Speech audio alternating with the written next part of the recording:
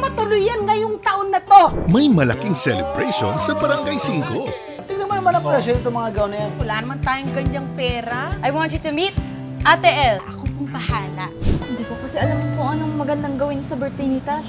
Birthday ko naman bukas. Pwedeng kiss na lang. Pwede naman. Para kitas ba yan?